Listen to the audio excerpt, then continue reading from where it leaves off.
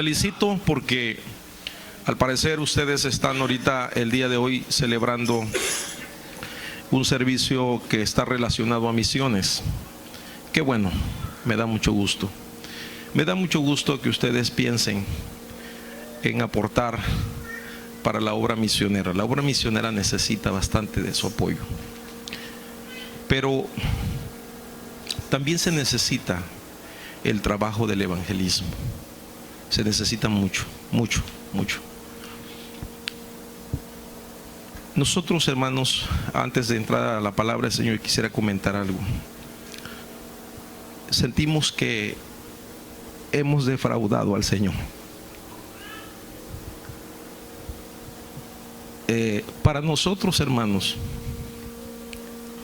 sentimos que el trabajo que debimos hacer con anticipación no lo hicimos a tiempo. Y la violencia nos ganó. ¿Cuántos son de Reynosa? ¿Cuántos son de Tamaulipas? Levante su mano. Uno. ¿Desde qué parte es usted, hermano?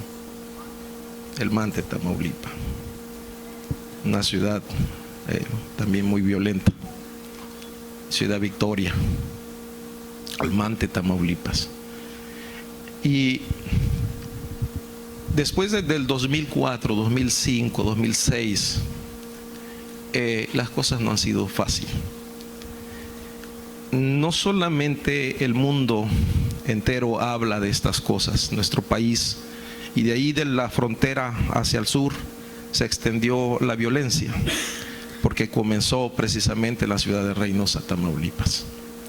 Ahí fue donde inicia este problema. Y el gobierno de Felipe Calderón vino a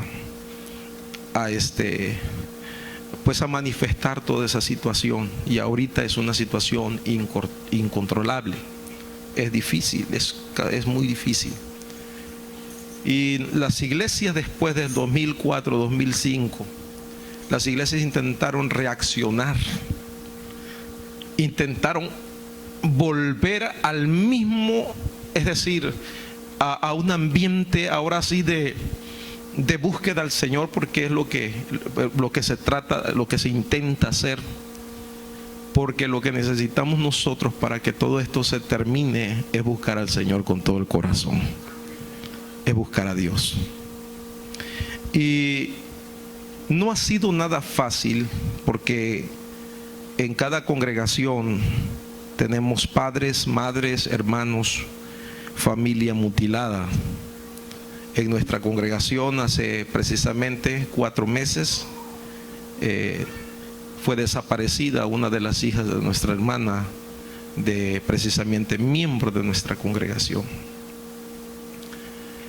Hace un año, qué irónico, qué cosas son, cómo están las cosas, que hace un año precisamente yo tuve que atender a un sicario en mi congregación, porque una de las hermanas de estas personas asistía a la iglesia y fue libre de la muerte. El ejército había disparado contra ellos y mató a 3 de sus compañeros, y él alcanzó a huir y se aventó al canal, y estando en el canal le seguían disparando y disparando y disparando, y pensaron que como no se movió el muchacho, pensaron que él ya estaba muerto. Cuando los militares bajaron después de 4 o 5 horas y agarraron el cuerpo, se dieron cuenta que estaba con vida. Entonces lo tomaron, lo levantaron, se lo llevaron en la camioneta y lo llevaron inmediatamente a la PGR. Tuvo un mes encerrado, y al mes el juez le ordenó y le dijo que 2 cosas tenía para que él pudiera restaurarse: que en prisión pudiera recibir rehabilitación, o que un pastor lo ayudara a salir de esa condición. Y él dijo: si usted, juez, me da el permiso para que alguien me ayude de esta situación, porque quiero salir. Es decir, hay mucha gente dentro de ahí que no está conforme a decir que fue obligada. Hay muchas personas que se metieron porque los obligaron a meterse. Precisamente hay varios dentro de hijos de hermanos y hermanas que están metidos ahí, pero obligadamente, no voluntariamente. Y esta persona dijo: yo quisiera que un pastor me ayudara. Entonces el juez determinó y le dijo que en 15 días tenían que buscar a un pastor. Y la hermana de ella me contacta y me dice: pastor, a él se le ha sentenciado de que tiene que estar cada semana recibiendo enseñanza. Y toda la semana, durante 6 meses, él va a estar recibiendo enseñanza. Entonces el hombre me lo enviaron y yo no quería al principio. Yo la verdad no quería tener ningún problema con nadie. Pero después dije yo: tráigamelo. Y obligadamente tenía que estar 1 hora escuchándome cuando yo estuviera hablando la palabra del Señor. Y así lo tuve durante 6 meses. Alabado sea el nombre de Jesús. Aleluya. Al último, este varón decidió recibir a Cristo como su Salvador. Y dijo: pastor, vuelvo a Veracruz, porque él es de Veracruz. Vuelvo a Veracruz. Y le dije: acércate a una iglesia allá donde está. Y cuando cumplió los 6 meses, vino otra vez para acá y me dijo: pastor, me estoy congregando allá y estoy con un pastor que me está ayudando, y sabe que yo ya no vuelvo más atrás, ya necesito seguir a Cristo.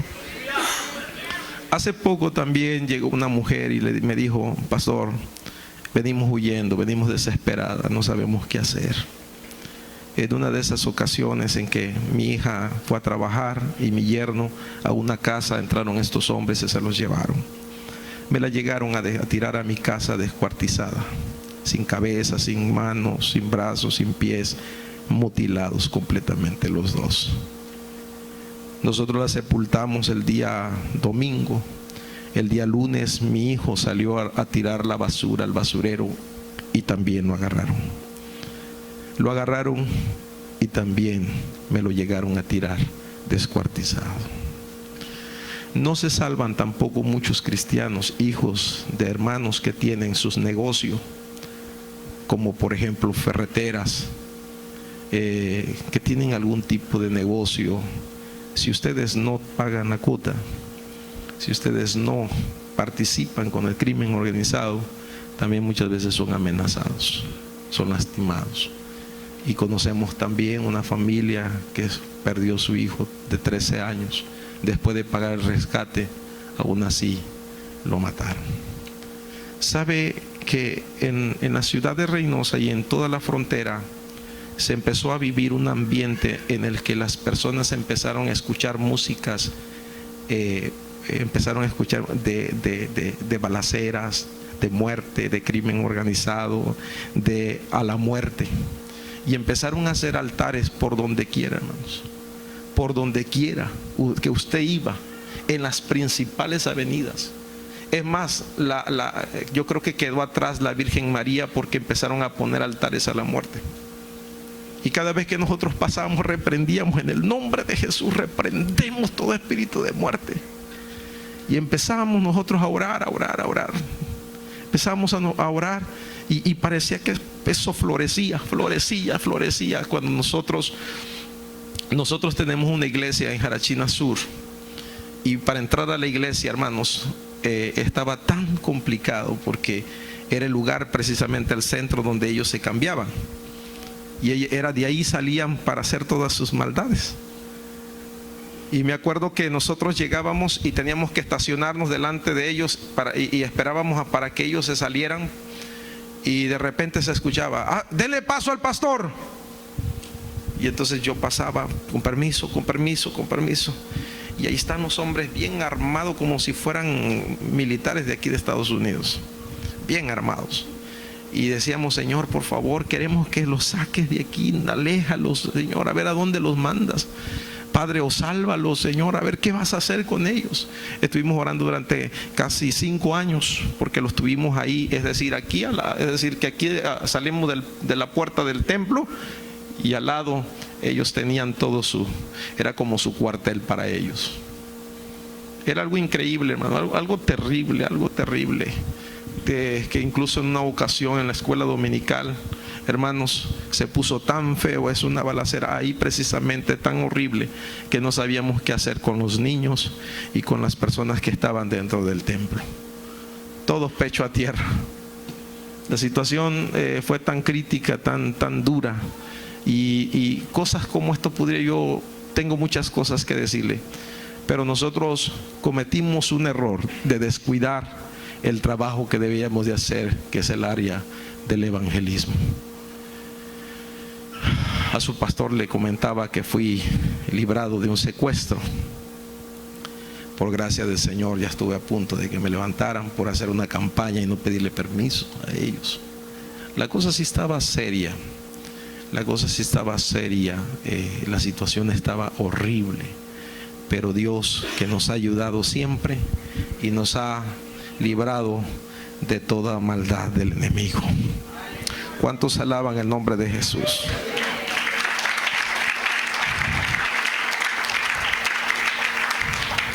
Pues andamos con nuestro carrito en nuestra traila y nos ponemos por donde quiera. Llevamos unas lámparas y la traila es como el tamaño, yo creo que un poquito más pequeño que esto, y llevamos nuestras bocinas.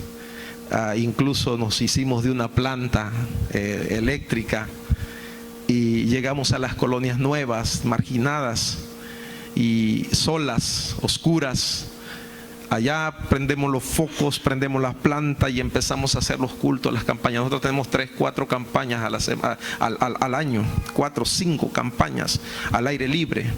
Y nos paramos en diferentes lugares a compartir la palabra de Dios y rodeamos de oración todo ese lugar para que el Señor pues haga algo poderoso en la vida de todas esas personas que vengan a Cristo. Y las cosas están cambiando, gracias al Señor. Algo está sucediendo, que Dios está obrando y la gente se está dando cuenta que el verdadero camino para la solución de su vida, de su alma, es Jesucristo. No hay otro camino mejor. No puede haber paz si no está el Señor en el corazón de los hombres. Donde quiera que haya necesidad, Dios va a obrar. Predicamos a Cristo con gran ahínco, con gran entusiasmo. Y me dice mi hermano: hermano, ¿por qué no te vienes para acá? La verdad, no me podría yo venir para acá. Sería difícil. Mi esposa, mis hijos, sería algo difícil, aunque aquí está bonito, me gusta. Aunque aquí veo yo que tienen una vida muy agradable, muy tranquila. Yo creo que aquí descansaría yo de muchas cosas. ¿Sí me entiende? Me relajaría yo hasta lo más. ¿Sí? Yo no sé qué pasaría. O como dicen por ahí, me metería yo al trabajo. Y tendría yo que quizás una vida normal como la que tienen todos los de por acá, ¿verdad? Yo los veo que tienen una vida familiar, van a sus trabajos, vienen de sus trabajos, vienen a la iglesia, y no creo que se preocupen porque alguien los esté esperando ahí porque traen una camioneta buena. No podemos traer camionetas buenas allá. No podemos tener nuestras casas muy bonitas porque nos caen. O sea, no podemos. Es más, mi hermano incluso tiene un solar allá y hemos querido construir algo y ya es difícil de hacerlo. ¿Sabe para qué ocupamos ese solar? Para hacer campañas. Todos los solares que se nos presentan es una oportunidad para compartir la palabra de Dios. El gobierno nos llama y nos dice: ya no sabemos qué hacer. Necesitamos que ustedes, los pastores, nos ayuden. Y dice: enseñen los valores. Enseñen los valores, porque nuestro Estado, dice, está fallido. Las autoridades militares, federales, ya no pueden con esto. Pero Dios sí puede. ¿Cuántos alaban el nombre del Señor? Gloria al nombre de Jesús. Voy a tratar de hacerlo así breve. Voy a hablar acerca del profeta anónimo. En el capítulo 13 del libro de Reyes. Le tocaba predicar a mi esposa no puede hablar ahorita. Yo, gracias a Dios, que puedo hablar. que aunque quiere ganarme la tos, pero vamos a tratar de impedirlo en el nombre de Jesús. Fíjense que el trabajo de los profetas fue un trabajo muy especial, muy singular. Y para el tiempo de Jeroboam había una multitud de profetas. Siempre en Betel, incluso en Betel, siempre se había formado como que un seminario de profetas. Había como un instituto de profetas. Había muchos profetas de Dios ahí. Incluso Saúl, que es el primer rey de Israel, cuando determina Samuel y Dios el escuchar la voz del pueblo y poner el primer rey, que es el rey Saúl, la Biblia dice que él andaba entre los profetas de Dios. Y había como que una comisión, había cierta grupo que era exclusivo de profetas de Dios, eran profetas de Dios. Y en el tiempo de David, en el tiempo de Salomón, estaban los profetas, estaba el profeta Natán, y habían otros profetas más de Dios. Pero en el tiempo del rey Jeroboam, que es la división que se divide las 12 tribus de Israel después de Salomón, con el hijo de Salomón, que es Roboam y Jeroboam, ahí es donde se separa. Pero hay una razón por qué este profeta tiene que entrar en actividad, pero se le llama el profeta anónimo porque no tiene un nombre. No se determina un nombre como si fuera Elías, Eliseo, o que tuviera que ver con algún otro profeta, sino es un profeta anónimo. Y este profeta tiene una gran tarea, una gran comisión, que es llevar un mensaje. Llevar un mensaje, pero un mensaje de juicio, un mensaje de advertencia, un mensaje en el que desea que el rey Jeroboam deje de actuar de la manera en cómo él estaba actuando. Si ustedes notan, hermanos, el profeta en el capítulo 12, versículo 25, dice la palabra del Señor, hay unas características de la razón por qué Jeroboam estaba tratando de hacer que el pueblo dejara de subir a Jerusalén. Mire, en ese entonces, cuando el reinado de Israel se divide, hermanos, las 10 tribus, las 2 tribus, la tribu pequeña y la tribu de Efraín, y esa tribu del norte, hermanos, de Efraín, incluso de Efraín es donde están los sacerdotes. Es ahí donde ustedes siempre, todo el tiempo que ustedes vean el monte de Efraín, ustedes siempre lo van a relacionar con los sacerdotes. Casi todo el tiempo van a ver ustedes que de Efraín vienen los sacerdotes. Por ejemplo, el que estuvo con Micaías, los sacerdotes, por ejemplo, el sacerdote con su esposa que fue descuartizada. Todos esos sacerdotes vienen precisamente del monte más elevado, del monte de Efraín. Pero en el caso, hermanos, precisamente es ahí donde Siquén es el lugar donde Jeroboam construye y lo reconstruye, tratando de regresar el corazón, el sentir, el sentimiento abrámico, porque es precisamente Siquén, es el lugar donde habita Abraham, Isaac y Jacob, y vuelve otra vez a crear en ellos como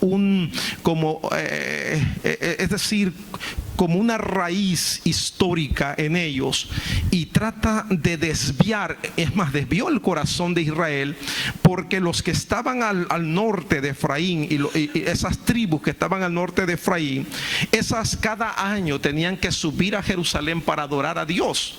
Y Roboam, hermanos, este varón, hermano, al ver que el pueblo venía, gloria al nombre del Señor, y ofrecía holocaustos a Dios, sacrificio de paz, el culto que a Jehová se le daba, entonces sentía como que el pueblo lograba o trataba de que el pueblo se volviera y se unificara para tener un solo reinado, como en el tiempo de David, como en el tiempo de Salomón.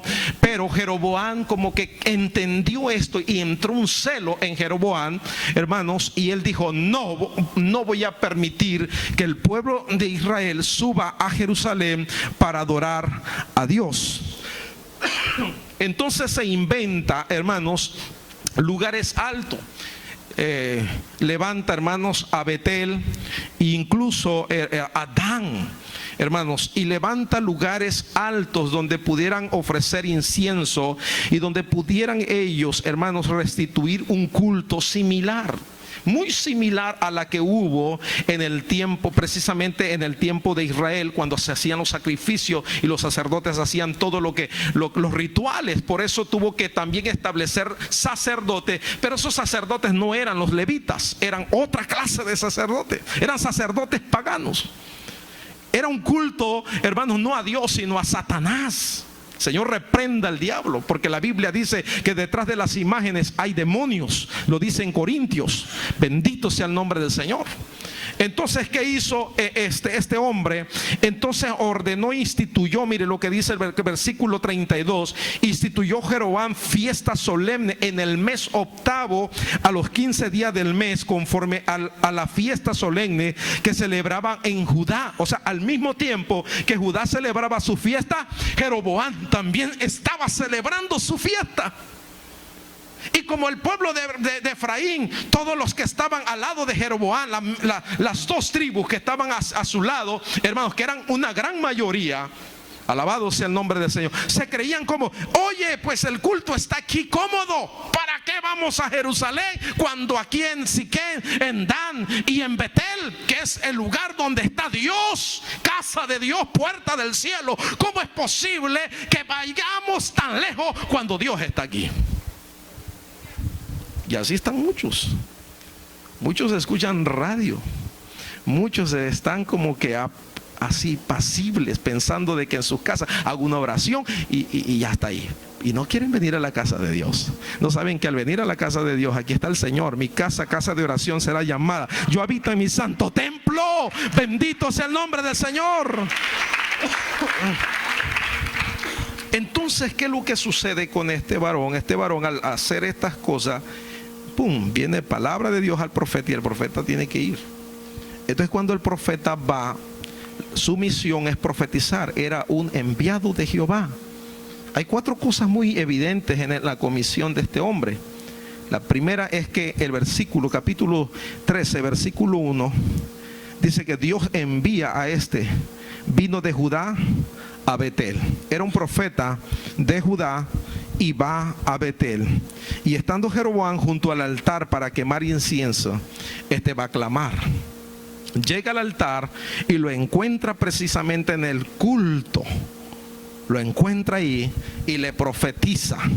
¿Y cuál fue la profecía, hermanos? ¿Cuál fue el mensaje? Fue un mensaje de juicio. El poder lo tenía en su palabra. Este profeta era un profeta de Dios, porque lo que él estaba hablando era palabra de Dios que venía hacia este varón. ¿Y cómo se lo confirma? Se lo confirma con evidencias inmediatas.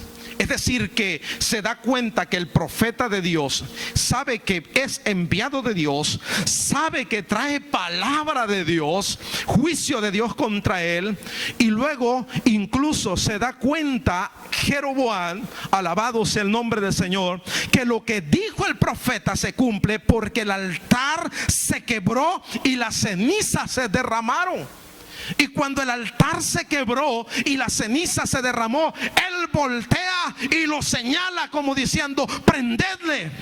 Y cuando le señala, hermanos, con su dedo, se le seca la mano y no la puede enderezar. ¿Qué más señal quiere? ¿Qué más evidencia quiere? Porque tiene el respaldo divino. Dios castiga al rey, se le secó la mano, y este hombre se da cuenta que sí, que no es cualquier charlatán, que es un profeta de Dios, que sabe lo que él va a hacer es porque Dios tiene la aprobación de Dios, sabe que Dios está con él y que todas las cosas que el profeta diga o haga se va a cumplir. ¿Cuántos alaban el nombre del Señor? Cuando están los hijos de Dios, Cuando hay un hijo de Dios, cuando hay un hombre de oración, cuando hay un hombre que busca a Dios con todo su corazón, cuando hay un hombre que tiene fuerzas para poder clamar a Dios con toda su alma, hermanos, como lo hemos hecho nosotros. ¿Por qué? Porque hemos visto la aflicción, porque hemos visto llorar a las personas, porque hemos visto la desesperación. Hermanos, muchas veces tenemos que meternos, muchas veces tenemos que sacrificar días de oración, días de ayuno, en el que necesitamos orar y pedirle al Señor que nos ayude para que todas las cosas que hagamos no las hagamos por nosotros mismos, sino que sea Dios, hermano, caminando enfrente de nosotros para que podamos hacer la obra de la manera correcta que Él quiere. Fue un hombre muy exitoso, aunque un hombre con errores. Yo le dije a mi esposa: no les pidas perfección a mis hijos, solamente ayúdalos. Ninguno es perfecto en la tierra, solamente el Señor. ¿Cuál fue el error que le costó la vida de este profeta exitoso? Porque este profeta no fue tan exitoso, pero a la vez sí lo fue. Vamos a aprender el día de hoy de un error muy fatal. Yo quisiera que ustedes no lo cometieran. Primera de Reyes 13, versículo 8. Dios le dio un mandamiento: ve, da la palabra. Pero no se concentró Dios. Algo nos quiere enseñar el Señor. Algo siempre Dios nos enseña a través de su palabra algo, porque el énfasis no solamente era hablarle, sino quería tratar con ese profeta. Y en ese momento, tómelo como si usted fuera este profeta que Dios quiere tratar con usted. Hágase a sí mismo un siervo de Dios el día de hoy y diga que Dios quiere hablar por mí, que Dios quiere hablarme a mí. Y se va a dar cuenta que en el capítulo 13, versículo 8, el varón de Dios dijo al rey, porque el rey lo invita a su casa, y le dijo, ¿cuál le dijo? Pero el varón de Dios dijo al rey: aunque me dieras la mitad de tu casa, no iría contigo, ni comería pan, ni bebería agua en este lugar. Versículo 9. ¿Por qué? Léanlo conmigo por favor. Porque así me está ordenado por palabra de Jehová, diciendo: no comas pan, ni bebas agua, ni regreses por el camino que fueres. Había un mandamiento. Siempre, cada vez que Dios va a usar tu vida para llevar la palabra del Señor, Dios quiere que antes de que tú vayas, antes de que tú logres los propósitos de Él, primero trata contigo. Primero trata con tu vida. Y si Dios no trata con tu vida, Él no te envía. Él no puede enviar algo, un instrumento que Él no sabe, que él se entiende de que no está en la capacidad para actuar, para obrar de una manera que Él quiere. Y lo vemos nosotros aquí, que el mandamiento era que no debía de comer pan. Número 2, no debería de beber agua. Y número 3, no debería de regresar por el mismo camino. ¿Cuál es la razón? ¿Por qué debemos de enfocarnos en estas 3 cosas? Número 1, porque hoy usted debe de entender que hay enemigos que desean destruir tu vida. Hay personas que desean destruir tu alma. El diablo sabe que cada vez que Dios va a enviarte a ti, cada vez que Dios va a usar tu vida para que usted vaya y dé palabra, sucedan milagros, Dios use tu vida de manera poderosa, el enemigo sabe que hay un mandamiento atrás. Sabe que Dios ya trató contigo. Sabe que ya te demandó algo. Sabe que te estableció una regla. Si ustedes leen el último pasaje de Génesis, de Deuteronomio, y inician con el primer capítulo de Josué, se van a dar cuenta que tuvo que dar del espíritu de Moisés a Josué Y cuando ministra, sale el espíritu de Moisés y posa sobre el espíritu de Josué. Y luego resulta que en el capítulo 1 dice la Biblia, los que ahora están delante de Josué le dicen: andaremos contigo en todas las cosas que tú hagas, si está el Espíritu de Dios contigo. Cuando el Espíritu de Dios es algo que Él ya trae de por sí, ya lleva una trayectoria. Él va a buscar la manera en cómo destruirte y hacer que tu vida, hermano, hermana, que la vida que va a usar de ti, hermanos, va a golpearte ahí para hacerte caer, a manera de que tú violes el mandamiento del Señor. El profeta de Dios lo sabía, lo entendía, lo conocía, lo escuchó, lo razonó, él lo cumplió, lo llevó a cabo. Hasta que dio la palabra y regresó, pero todavía no había cumplido el trabajo. Ese es el problema. El problema es que cuando Dios te va a enviar para una comisión, es que tienes que cumplirlo tal como Él lo quiere hacer. Hasta que saques el último pie de donde Dios te está ordenando que hagas, desde que saques el último pie, entonces tú dejas de tener ese compromiso. ¿Y qué es lo que sucede acá? Lo que sucede es que viene el rey y lo invita para venir a su casa y le dice: te voy a dar un presente. Yo le pregunto yo a usted, no creo que lo haya hecho por cortesía. Yo no creo que el rey se haya sentido a gusto al saber que el profeta de Dios lo está obligando para que el pueblo vaya y adore a Dios en Jerusalén, en Judá. No creo que lo esté, te voy a dar todo, te voy a dar presente porque me curaste. No. Es que detrás de todo esto está la influencia del enemigo. Otra de las cosas es que en el momento en el que él toma la decisión de regresar por otro camino, él se regresa por otro camino y camina ya con destino, hermanos, hacia el final de su misión.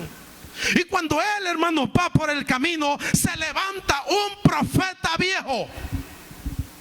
Resulta que los hijos del profeta viejo estuvieron en el momento en el que le profetizó, y dice que corrieron a su padre y le dijo: el profeta de Dios, hubo un profeta de Dios que vino con Jeroboam y le profetizó, el altar se rompió, la mano se le secó, hubieron estas señales. Y el profeta viejo dijo: ¿y dónde está? Él dijo: se fue por el camino, este camino. Ensilladme el asno, por favor. Y rápido ensillaron el asno, y dice que lo alcanzó, que estaba, dice, debajo de un árbol. Y cuando él estaba ahí debajo de un árbol, dice que el profeta se le acerca. Versículo 11 en adelante, dice que le ensillaron. Y dice la Biblia que fue tras él en el versículo 14. Yendo tras el varón de Dios, le halló sentado debajo de una encina y le dijo: ¿eres tú el varón de Dios que vino de Judá? Él dijo: yo soy. ¿Cómo me encontraste? Porque mis hijos me lo dijeron. No lo dijo. Él le dijo, entonces le dijo: ven conmigo a casa y come pan. ¿Qué le dijo? Ven conmigo a casa. ¿Y qué dice? ¿Cómo que está engranando las cosas? ¿Quién lo motivó para que este varón de Dios, este profeta viejo, hermanos, llegara hasta él y lo quisiera hacer volver? Y dice: mas él respondiendo: no podré volver contigo, ni iré contigo, ni tampoco comeré pan, ni beberé agua contigo en este lugar. ¿Por qué? Versículo 17. Porque por palabra de Dios me ha sido dicha: no comas pan, ni bebas agua, ni regreses por el camino por donde fueres. Y el otro le dijo, mintiéndole: yo también soy profeta como tú, y un ángel me ha hablado por palabra de Jehová diciendo: tráele contigo a tu casa para que coma pan y beba agua. Entonces volvió con él, comió pan en su casa y bebió agua. No había terminado la misión. ¿Cómo es posible, hermanos? ¿Qué sucedió ahí? ¿Qué hay detrás de todo esto? ¿Qué sucede? El profeta viejo fue el instrumento clave que le trajo desgracia al profeta anónimo. A veces no sabemos de dónde nos va a venir el golpe. A veces no sabemos de dónde el enemigo, hermano, va a usar para destruir tu vida. Puede usar una mujer, puede usar un hombre, puede usar el dinero, puede usar el mejor amigo, puede usar hasta el mejor hermano. Mira Pedro, cuando Jesús le estaba diciendo: Pedro, tengan paciencia, porque yo voy a ser crucificado, voy a ser llevado, lacerado, lastimado, voy a ir al sacrificio, voy a estar en la cruz del Calvario, voy a morir por ustedes. Y Pedro le dijo: Señor, ¿por qué tienes que hacer eso? No lo hagas. ¿Se imagina si no lo hubiera hecho? ¿Dónde estaría nuestra alma? Y el Señor le dijo: te reprendo, Pedro, Satanás que hay en ti. Estaba siendo influenciado por el enemigo. Tengas cuidado, no sabes con quién estás tratando. Los hijos de Dios siempre nos identificamos por dar valores, por dar palabra de Dios. Vamos a la casa de Dios, vamos, sí hermano, vamos. Esos son los que vamos a orar, sí, vamos a ayunar, sí, vamos a buscar a Dios, sí, vamos. Esos son los que se merecen, hermanos, alabado sea el nombre del Señor, una verdadera amistad, porque no sabes con quién. Hay que tener mucho cuidado.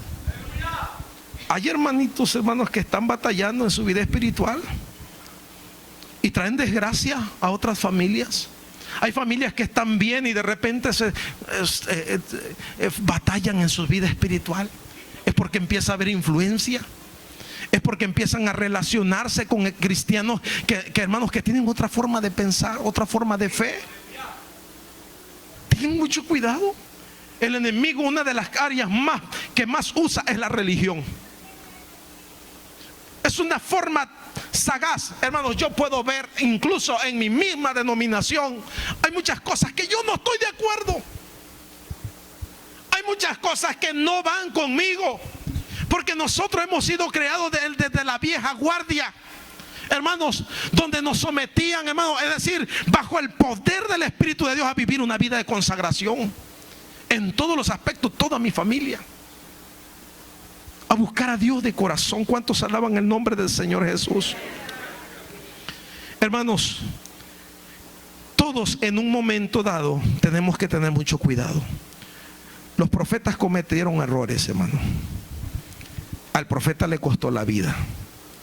En el momento en el que él regresa y come pan y bebe agua, se activa el varón que estaba inactivo, el profeta viejo.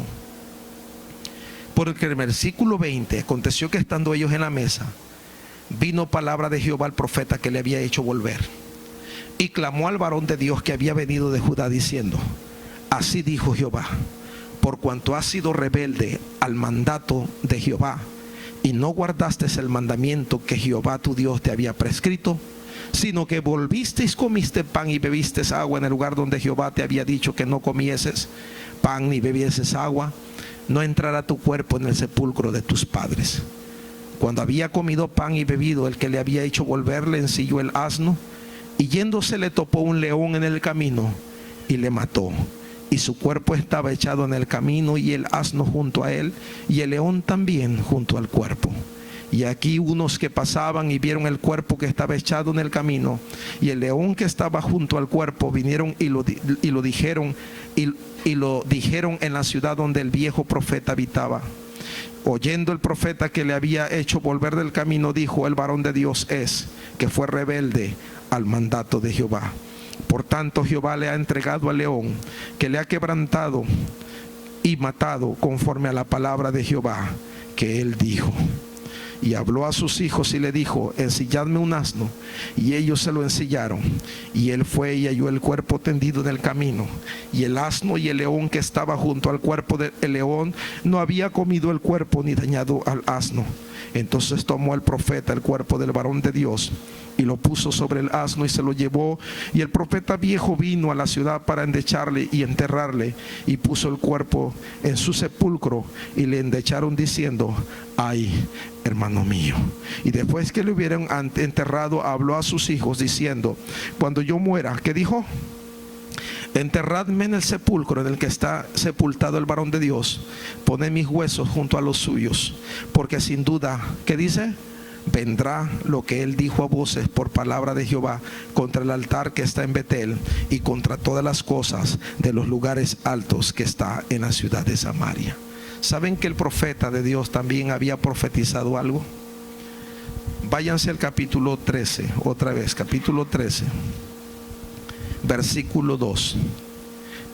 No solamente clamó con el altar que el altar se iba a quebrar como una señal, sino que le profetizó a futuro. Y le dijo: aquel clamó contra el altar por palabra de Jehová y dijo: altar, altar, así ha dicho Jehová, he aquí que a la casa de David nacerá un hijo llamado, ¿cómo se va a llamar? Ni siquiera ha nacido, pero va a nacer. Y le van a poner ¿cómo? Josías. ¿Sabían también que en Isaías profetizó quién iba a dar el decreto de los que iban a salir de Babilonia? 70 años después, en el tiempo de Jeremías, incluso Isaías y Jeremías profetizaron, y Jeremías les recuerda que 70 años habrá de cautiverio en Babilonia. Y Isaías profetiza que el siervo que le daría libertad a los israelitas de Babilonia, los que estaban dispersos en Babilonia, tenía un nombre y se iba a llamar Ciro. Y ese hombre, después de 120 años, pasaron más de 120 años, casi 150 años, entonces nació ese varón, es decir, surgió ese varón. Y ese varón fue quien se llamó Ciro, fue rey y fue quien decretó que toda la nación de Israel volviera otra vez a su lugar. Hermanos, cuando un profeta de Dios habla, cuando un hombre de Dios habla, las cosas se van a cumplir, y más cuando hay señales de parte del Señor. ¿Cuál era? Que le nacería un hijo de David llamado Josías, y este, dice, sacrificará en este mismo altar, dice, sobre ti a los sacerdotes de los lugares altos que queman sobre ti incienso, y sobre ti quemaron huesos de hombre. ¿Qué es lo que significa quemar los cuerpos? Normalmente la quema de cuerpo es una actividad de maldición. Dios, hermanos, incluso yo no recomiendo en lo absoluto, no puedo, no debo como pastor recomendar que un cuerpo sea quemado. ¿Me están escuchando, pueblo de Dios? Porque ninguna palabra en la Biblia aprueba estas cosas. Todas las cosas son bajo maldición. Y cuando estos huesos, es decir, estos seres sacerdotes que estaban junto con Jeroboam y estaban haciendo sacrificio supuestamente a Dios y desviando al pueblo de Israel, dice la Biblia, algún día van a morir estos, pero no van a descansar. Es decir, llegarán a la tumba, al supuesto descanso, pero desde allá se profanará su sepultura y se extraerán los huesos de sus cuerpos y serán quemados para que delante de Jehová se cumpla la maldición sobre ellos. Entonces, hermanos, en incluso Segundo de Reyes capítulo 23 versículo 15, precisamente está la profecía cumplida. Vamos a Segundo de Reyes.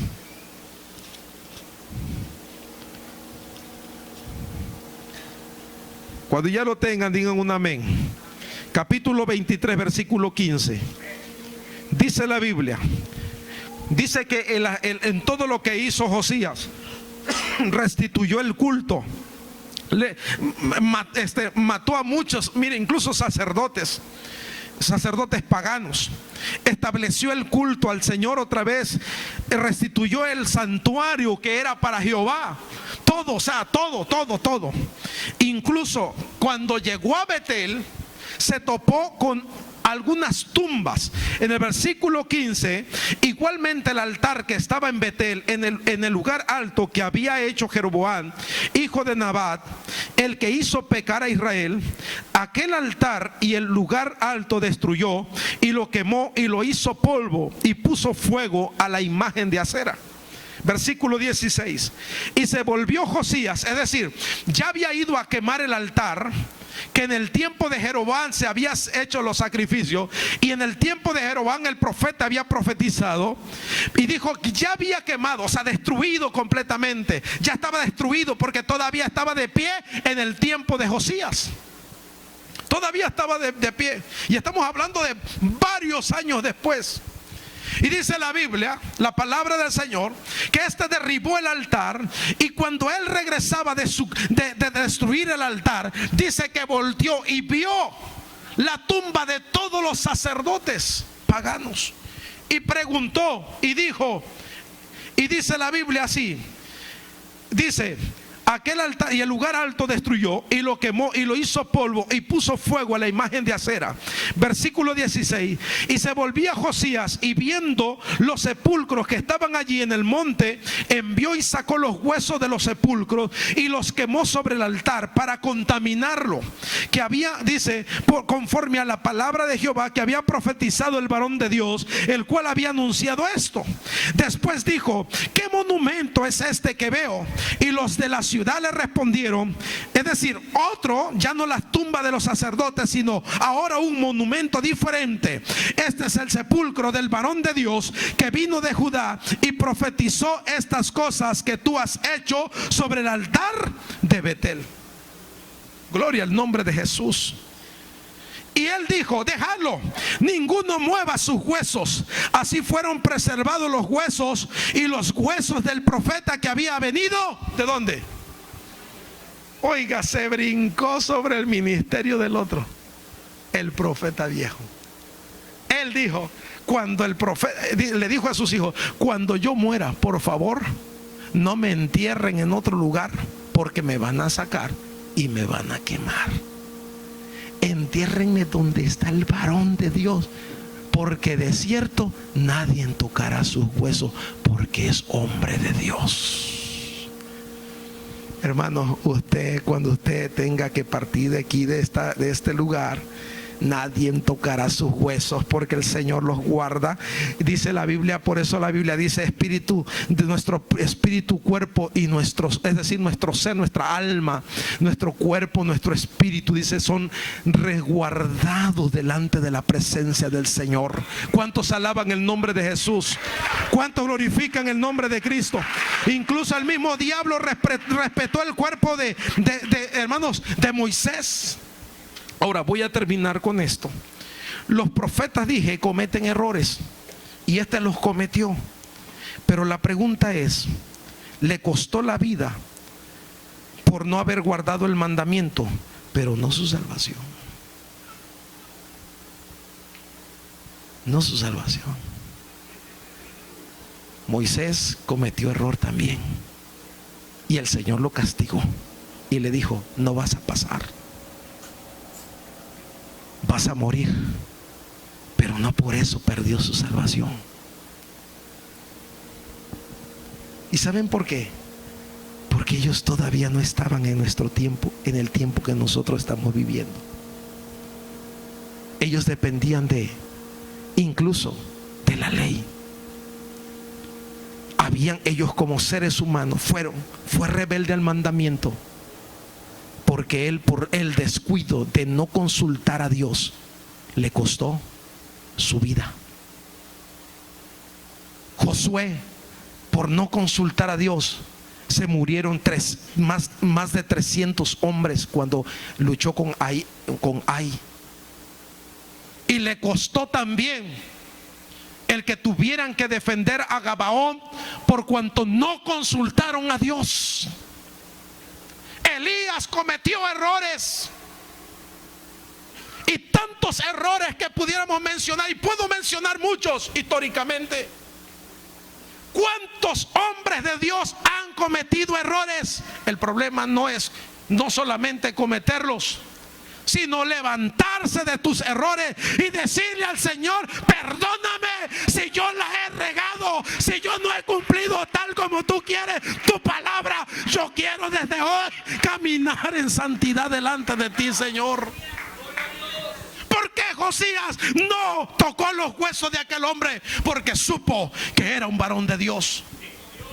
Hay oportunidad todavía para decirle al Señor: quizás no he cumplido lo que tú me has demandado, pero Señor, yo quiero caminar en rectitud delante de ti. Si tú vienes, ¿cómo te va a encontrar el Señor? ¿Sabes que el Señor ya viene pronto? Esto ya se va a acabar, hermano. Ya nos vamos con el Señor. Ya Cristo viene, en cualquier momento nos vamos. ¿Cuánto glorifican el nombre de Cristo? ¿Cuánto glorifican el nombre del Señor? Es cierto, fue rebelde. Dime tú no has sido rebelde para con Dios. Dime si no has cometido errores. Dime si no le has faltado a Dios en alguna ocasión. Dime si estás libre, si te sientes el hombre más santificado. Si aquí alguien puede decir que no es mentiroso, hace a Dios mentiroso. Si alguien se cree que no ha mentido, hace a Dios mentiroso. Ponte de pie. ¿Cuántos de los que estamos aquí nos ha pasado lo que al profeta anónimo? ¿Cuántos de los que estamos aquí no hemos hecho el trabajo que Dios nos demanda? ¿A poco quieres que vengan también de allá los sicarios y entren a los Estados Unidos? ¿A poco quieres que venga, hermano, de otro país, Babilonia como lo es Irak, y quieres que venga a tu nación y te quite la comodidad para que tú veas que no es lo mismo los que viven en tormento, en situaciones de dolor, que los que viven en comodidad? ¿Cuántas veces Dios te ha instado a que te muevas? Búscame, ándale, sométete. ¿Cuántos misioneros podrían salir de aquí? ¿Cuántos obreros? ¿Cuántos hombres de Dios? ¿Cuántos misioneros que llevan la palabra del evangelio? Aquellos que dicen: ni espada, ni cuchillo, ni hambre, ni enfermedad. ¿Cuándo lo vas a decir si no estás pasando eso? Pregúntale a un judío si él ha sufrido. Pregúntale a uno de color si no ha sufrido. Hay mucha gente, hermanos. Mira, hay un canto, hermanos, que sacan de esas personas que tuvieron que viajar, hermanos, desde África. Los traían, hermanos, en los barcos a los de color, y venían sufriendo ahí. Y por eso sacan ese canto: sublime gracia. Ellos cantan ese canto con mucho amor. Pregúntale a un judío, a los que fueron quemados, hermanos, en aquellos lugares donde Hitler los quemaba. Ve tú a Reynosa y predica la palabra, o vete a otro país donde hay violencia, y te vas a dar cuenta que sí se necesita la oración. Se necesita búsqueda de Dios. Es tan fácil decir: yo soy cristiano aquí, allá, así. Muchas veces decimos que somos cristianos, pero no vivimos la forma en la que Dios quiere que vivamos, la forma correcta en que Dios quiere que busquemos a Dios de corazón. ¿Y sabes por qué? Es que este país está parado, está bien. ¿Sabes por qué? Número uno, porque ayuda a Israel. Número dos, porque Dios bendice a este país. ¿Por qué? Porque este país fue formado en el evangelio.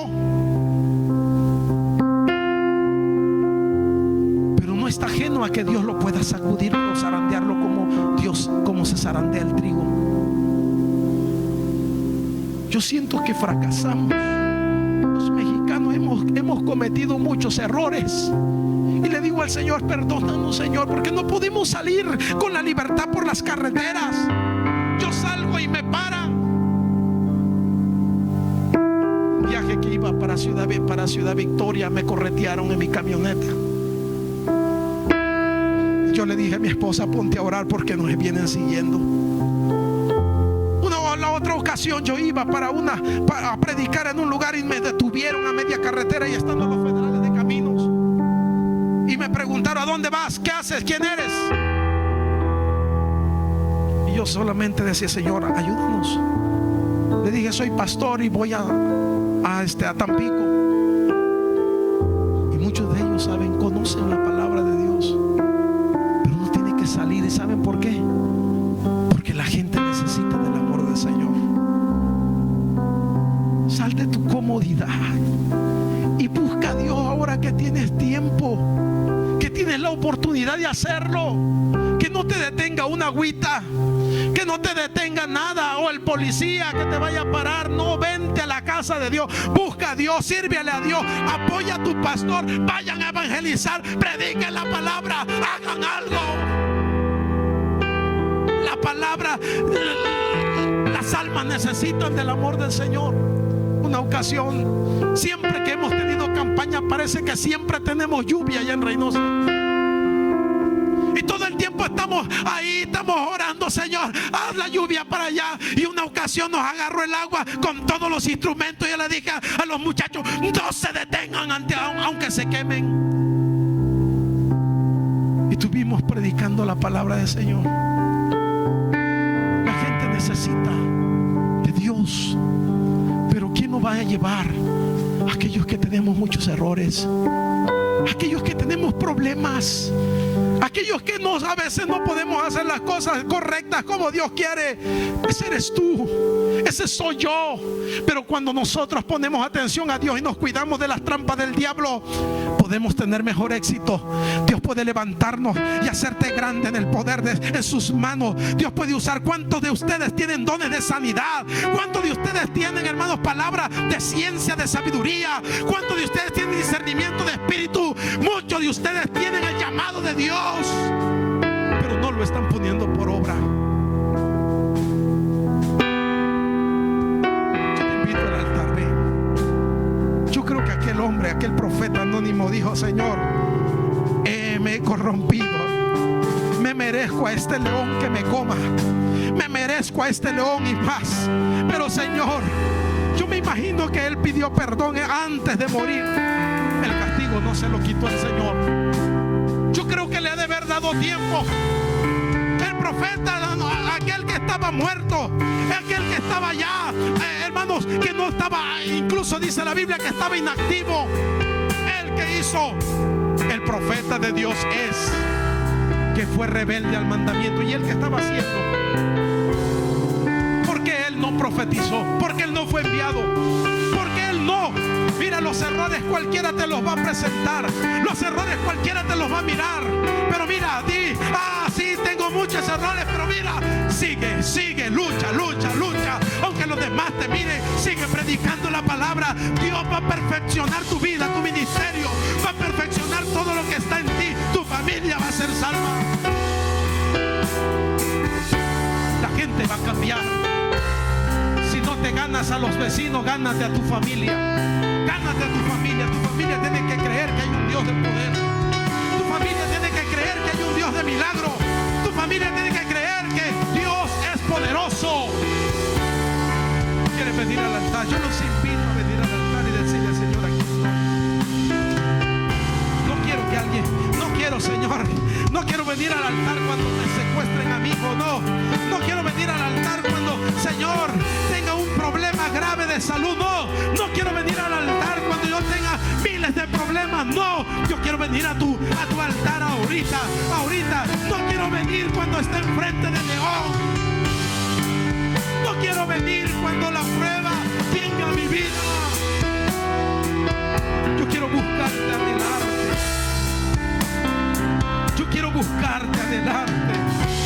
Yo quiero buscarte ahora. Ahora que hay tiempo. Ahora que es un momento, Señor, agradable. Ahora, Señor, que me has invitado. Ahora que quieres que yo mejore mi vida. Hay alguien que quiera hacer esto. Hay alguien de allá atrás que quiera venir al altar, decirle al Señor: me presto a ti. Yo quiero ser obediente al mandamiento. Yo quiero escuchar tu voz. Yo quiero.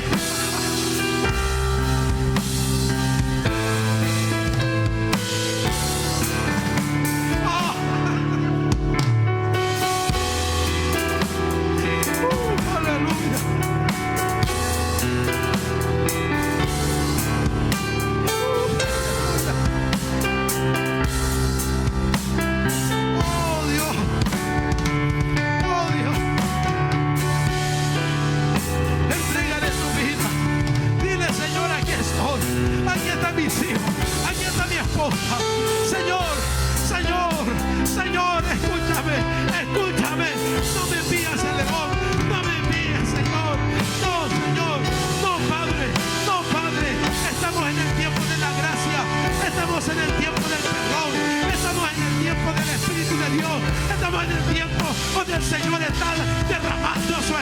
espíritu y tiene paciencia.